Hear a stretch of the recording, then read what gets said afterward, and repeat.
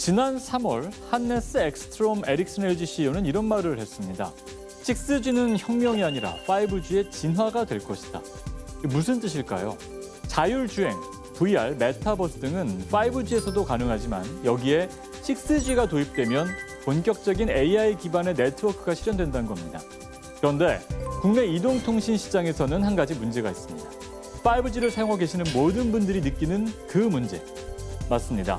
4세대 LTE보다 20배 빠른 진짜 5G가 아니라는 겁니다. 20배 빠른 5G가 되려면 28GHz 주파수가 필요한데 국내 이동통신사들이 진짜 5G인 28GHz 대역의 주파수 사용권을 사업성이 없다는 이유로 다 반납해버렸기 때문입니다. 이미 지난해 공정위는 20배 빠른 5G라고 광고한 이동통신사에 대한 제재를 했습니다. 이 때문에 한국은 5G, 5세대 이동통신을 세계에서 처음 상용화했지만 무늬만 5G라는 혹평에서 벗어나지 못하고 있습니다. 하지만 AI 지능형 최한결 네트워크 사회는 분명히 옵니다. 6G 시대를 준비하지 않을 수 없겠죠. 1998년 이리듐이라는 통신 서비스 기억하시죠? 에베레스트 꼭대기에서도 태평양 한가운데에서도 휴대전화를 할 수 있는 당시로는 정말 혁신적인 서비스였는데요. 위성을 이용한 개인 휴대전화였죠. 당시 국내에는 CT폰이나 초기 휴대폰이 막 보급되던 시기였죠.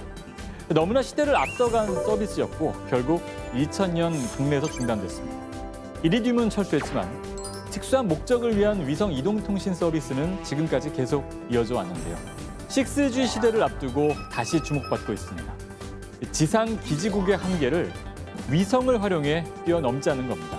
바로 저궤도 통신위성. 일론 머스크의 스타링크가 대표적입니다. 수많은 군지 위성을 통해 인터넷 서비스를 제공하고 있는데요. 국내에서도 내년부터 이용할 수 있을 것으로 전망됩니다.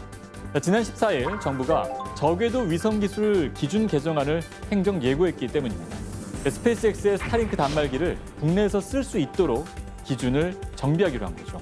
스페이스X는 조만간 기지국 같은 별도의 장비 없이 휴대폰과 직접 연결하는 서비스도 추진 중이라고 밝혔습니다. 이 스타링크뿐만 아니라 다수의 글로벌 사업자들이 위성통신 경쟁을 하고 있는 상황에서 한국도 저궤도 위성통신 기술 개발을 적극 추진하고 있습니다. 6G의 핵심이 바로 저궤도 위성통신이기 때문입니다. 6G가 실생활에서 완벽하게 구현되기 위해서는 인프라가 제대로 갖춰져야 합니다. 1편에서 5G 주파수 문제부터 말씀드렸던 이유가 바로 이 때문인데요. 기지국을 새롭게 촘촘하게 설치하는 문제는 사업성에 따른 기업의 판단이기 때문에 이를 강요할 수는 없습니다. 결국 비지상망, Non-Terrestrial Networks, NTN에 관심이 쏠리고 있습니다. 이는 통신위성, 무인 항공기 등을 활용한 새로운 네트워크를 말합니다. 앞서 살펴본 저궤도 위성통신 등이 대표적인 예라고 할 수 있는데요. 10월 28일 모바일 코리아 2024가 열렸습니다.